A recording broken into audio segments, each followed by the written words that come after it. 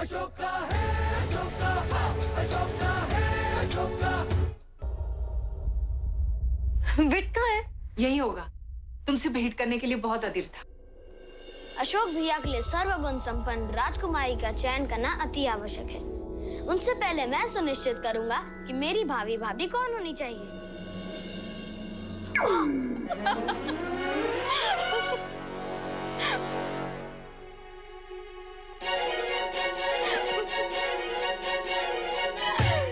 क्यों?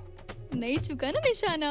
संभवतः आपको ज्ञात नहीं कि राजकुमार पर प्रहार करना दंडनीय अपराध है। जब दंड मिलना ही है तो क्यों ना राजकुमार को थोड़ा और सता लिया जाए। छोड़ दीजिए, जाने दीजिए, मुझे भूल हो गई। राजकुमार होगे तुम बाकी लोगों के लिए, मेरे लिए वही विट हो जो मेरी पाकशाला से लड्डू चुरा चुरा कर खा लेते थे।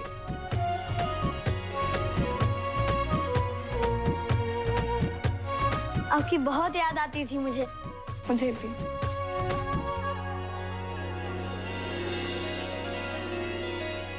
रानी धर्मा, राजकुमारियों के लिए कक्ष स्वच्छित कर दिया गया है। आपके निर्देश की प्रतीक्षा है।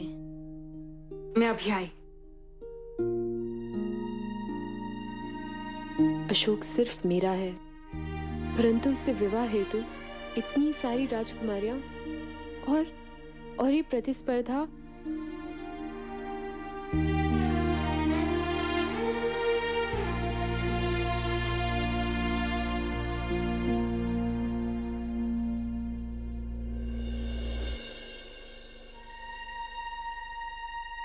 बहुत दुखी हैं। पता नहीं कैसे सहायता करूं इनकी। आप मेरी विशिष्ट अतिथि हैं।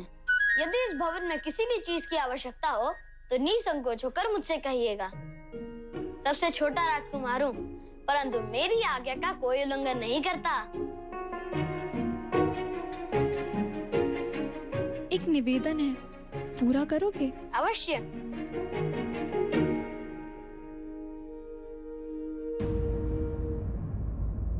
नहीं, आभार प्रकट करने की कोई आवश्यकता नहीं है राजकुमारी कौरव की। उस समय मैंने जो भी कहा सत्य कहा। जब तुम छोटी थी ना, हमारे राजभवन में आई थी। संभवतः तुमने मुझे नहीं पहचाना, किंतु तुम्हें पहचानने में और समझने में मैं भूल नहीं कर सकती हूँ। तुम्हारे प्रेम के बारे में मुझे सब पता है, कुछ भी नहीं छुपा है मुझसे। और यदि तुम अशोक से अपनी पहचान गुप्त रखना चाहती हो तो ठीक है, मैं कुछ भी नहीं कहूंगी। तुम मुझे अपने मार्ग की बाधा मत समझना, क्योंकि मेरे परिवार की इच्छा है कि मेरा विवाह सुशीम से हो, और मेरी भी। मैं ईश्वर से प्रार्थना करूंगी कि आपकी और आपके परिवार की इच्छा पूर्ण हो। मैं भी ईश्वर से प्रार्थना करूंगी कि आपको आपका प्रेम मिल जाए।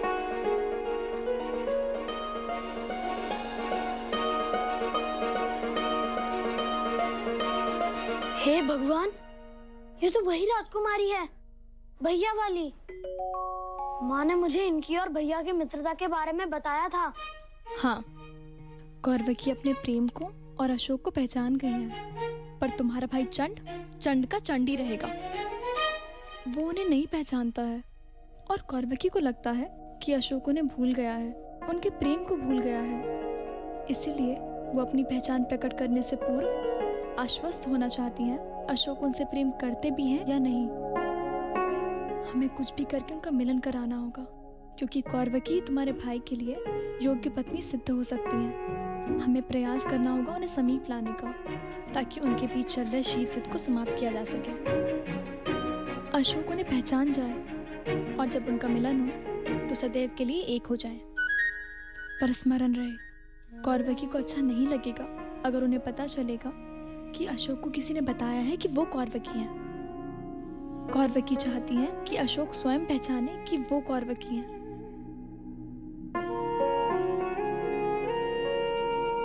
समझ लीजिए, हो गया। ऐसे सबको कक्ष आवंटित तो माँ कर रही हैं। फिर मैंने सोचा कि अपनी भाभी को जानने का, उन्हें समझने का इससे अच्छा माध्यम और कोई नहीं होगा। इनके लिए जलपान का प्रबंध करो। जलपान?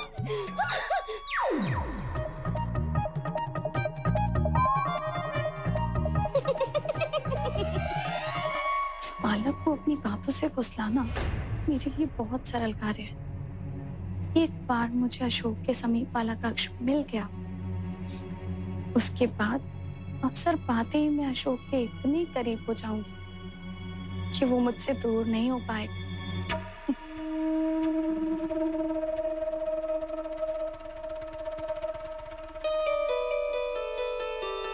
मैंने सुना है तुम्हें लड्डू बहुत अच्छे लगते हैं।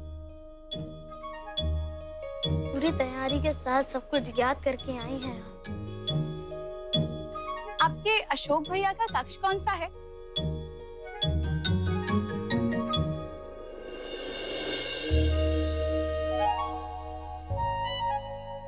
और हमारा कक्ष कहाँ होगा?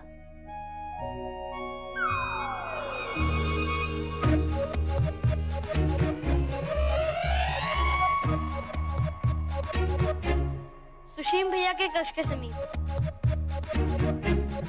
तुम्हारे अशोक भैया के कक्ष के समीप क्यों नहीं? मेरी इच्छा अर्थात मेरी इच्छा। अच्छा, एक काम करते, ये सारे के सारे लड्डू तुम रख लो, मुझे अपने अशोक भैया के समीप वाला कक्ष दे दो ना। यदि आप मुझे प्रलोभन देने का प्रयास कर रही हैं, तो इसके बारे में मैं अशोक भैया को बताता हूँ। और ठीक ठीक ठीक।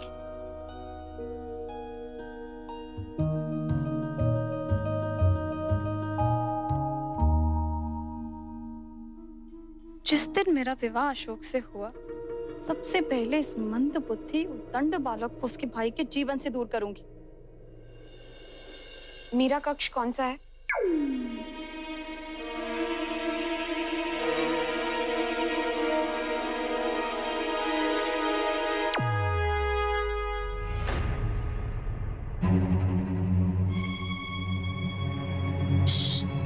परंतु वो कक्ष तो अशोक भैया का है। अगर योजना सफल हो गई तो जल्दी ये कक्ष अशोक और कौरवकी का होगा। अब चलो यहाँ से और इस प्रेम कहानी को खिलने दो। चलो।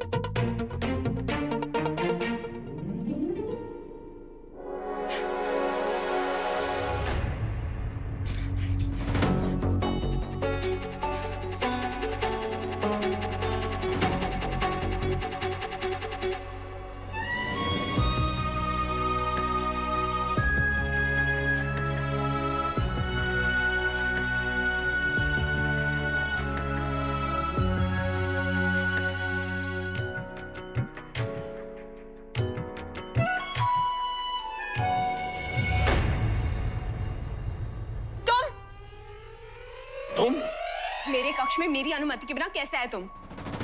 क्षमा करना, ये कक्ष तुम्हारा नहीं, अभी केवल मेरा है।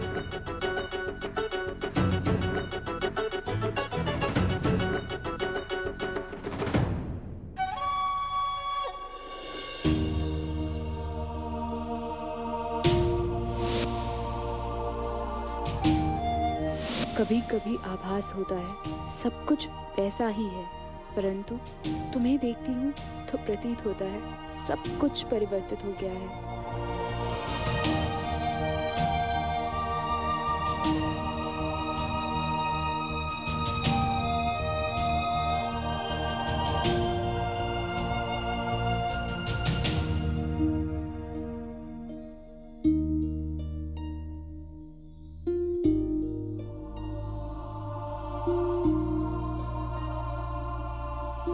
प्रसन्नता हुई ये जानकर कि तुम में अब भी थोड़ी शिष्टता शेष है, अन्यथा जिस प्रकार तुमने राज्यसभा में मुझे अपमानित किया, उससे तो यही लगा तुम शिष्टाचार जानते ही नहीं हो।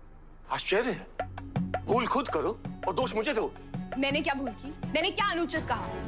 तुमने झूठ कहा, क्यों नहीं बताया कि तुम राजकुमार अशोक हो? तुमने कब बताया कि तुम राजकुमारी? प्रश्न का उत्तर प्रश्न नहीं है। जब प्रश्न समझ में ना आए तो उसका प्रश्न उठाना पड़ता है। तुम अशोक द्वार खोलिए। आया माँ। अशोक? हाँ माँ, एक क्षण माँ।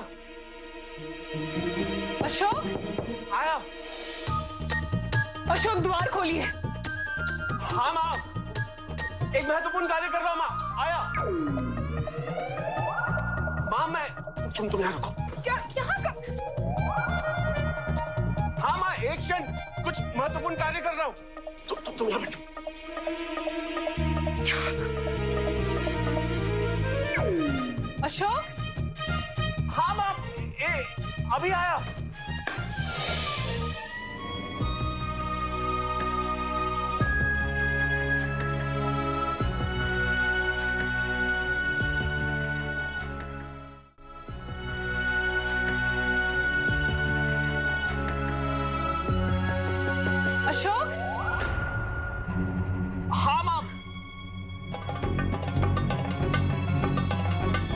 अशोक,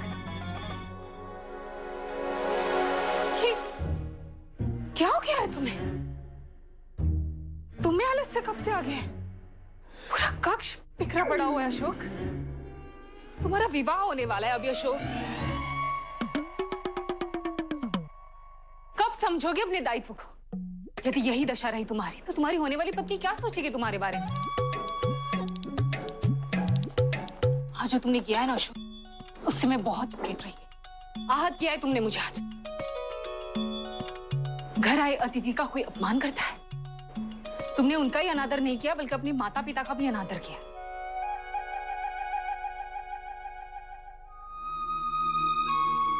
इसे मुझे समझ में नहीं आता, ऐसा क्या देख लिया तुमने उसमें कि जो तुम उसके इतने विरुद्ध हो गए थे?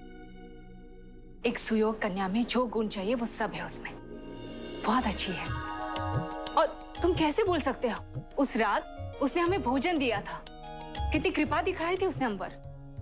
माँ, आपको तो सारा संसार ही अच्छा लगता है माँ, सब भले लगते हैं आपको। मुझे तो कभी कभी प्रतीत होता है कि वो कन्या कुछ विचित्र सी है। कभी कभी लगता है कि वो फेंगी है। माँ, क्या हुआ? माँ, बहुत कार्य करने हैं माँ, आप जाइए ना। विचित्र वो नहीं, विचित्र तुम हो। आजकल सबको संदेह की दृष्टि से देखते हो तुम।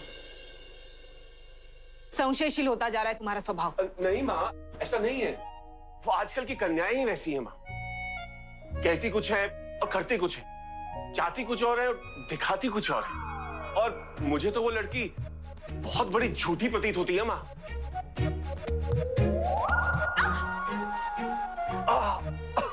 माँ, उसे भली भांति जाने बिना समझे बिना उसके बारे में ऐसी ओछी सोच तुम्हें शोभा नहीं देती अशोक। तुम्हारे पिता और मेरी यही इच्छा है कि एक सुशील कन्या के साथ तुम्हारा विवाह, जो अपने दायित्व को अच्छे से समझे, और मेरे बहू के चयन में तुम्हारा अहम, हठ, क्रोध कोई भी बाधा नहीं आनी चाहिए, समझे?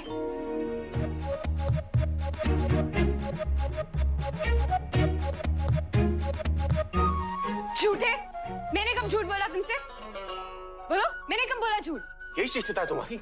एक तो मैंने माँ के सामने तुम्हें बचाया और मेरा आभार प्रकट करने के स्थान पर तुम मुझ पे आघात कर रही हो, लड़ रही हो मुझसे।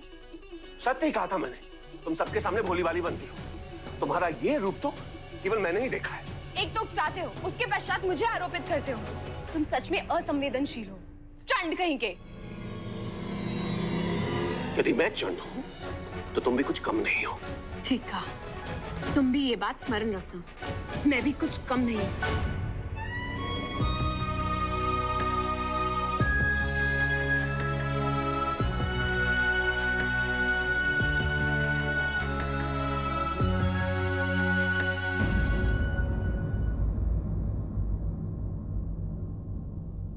क्षमा कीजिएगा राजकुमारी, भूलवश आप इस कक्ष में आ गई थी। ये कक्ष आपका नहीं है। हाँ, भूल तो हो गई।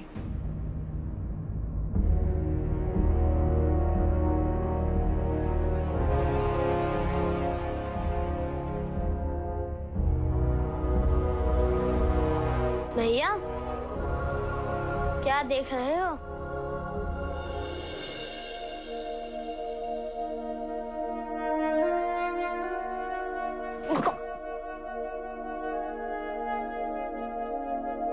इनकी लड़ाई में भी प्रेम निहित है। लड़ते लड़ते ही सही, इनके हृदय में प्रेम पुनः जागृत हो जाएगा।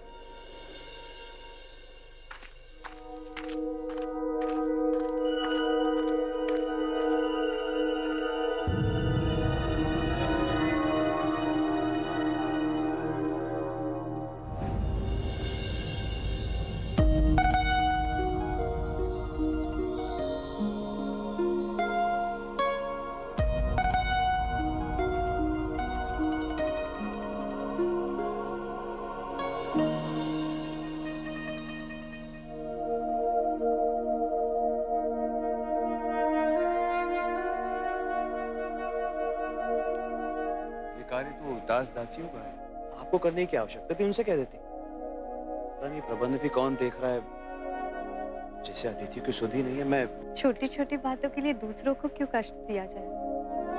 मैं यहाँ थी तो मैंने सब, परंतु मेरे विचार से आप भी उचित ही कह रहे हैं। सुनिए, जी, मैं आपको कुछ भेंट देना चाहती हूँ।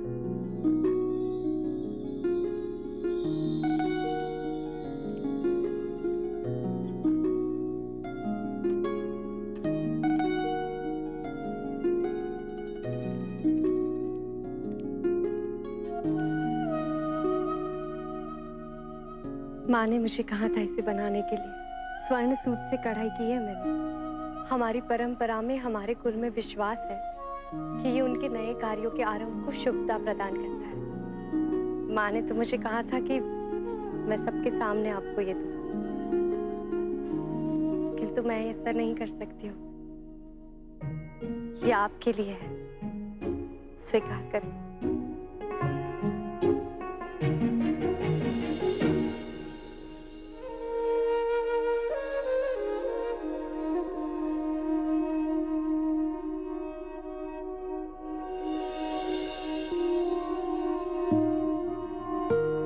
मेरा भाग्य मेरा साथ दे, इसकी आवश्यकता है मुझे। और आपसे ये वस्तु लेकर सुखद अनुभूति हो रही है मुझे।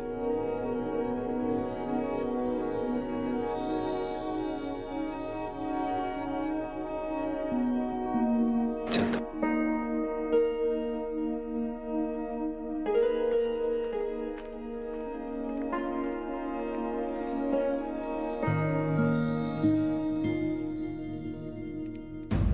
अति की भी सीमा पार हो चुकी और नहीं सह सकती मैं। यदि उसे मेरी चिंता नहीं है तो मुझे भी उसकी चिंता नहीं होनी चाहिए। आप व्यर्थ क्रोधित हो रही हैं। अवश्य भ्रम हुआ है आपको, समझने में भूल हुई है आपसे। हाँ,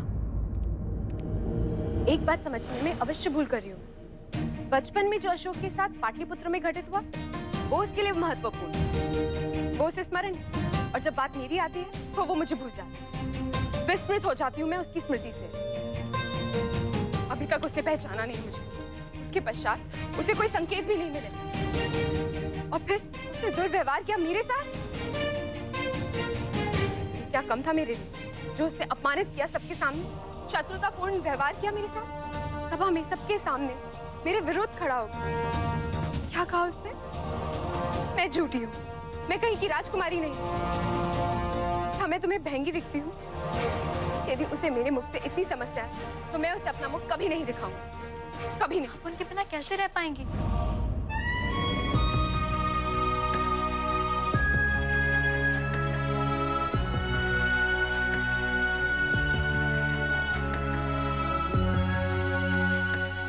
इतने वर्षों उससे मिलने की आस लिए कैसे जी हूं मैं, ये तुम नहीं समझोगी देवी।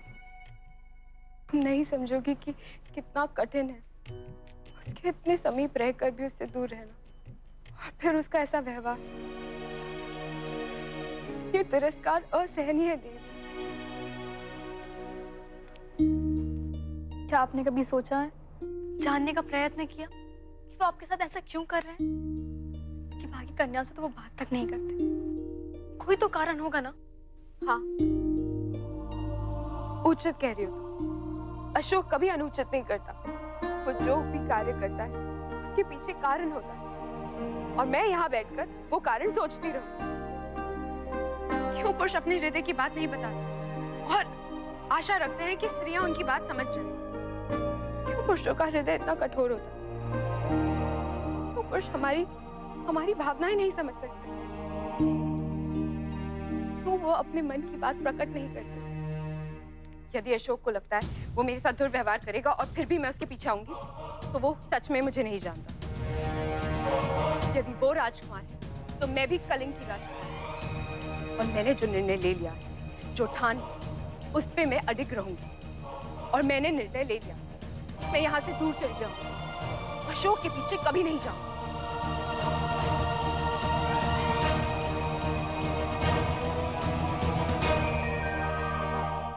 For more updates, log on to colorstv.in.com. Like us on facebook.com/colorstv. Follow us on twitter.com/colorstv. For more updates, log on to colorstv.in.com. Like us on facebook.com/colorstv. Follow us on twitter.com/colorstv. For more updates, log on to colorstv.in.com. Like us on facebook.com/colorstv. Follow us on twitter.com/colorstv.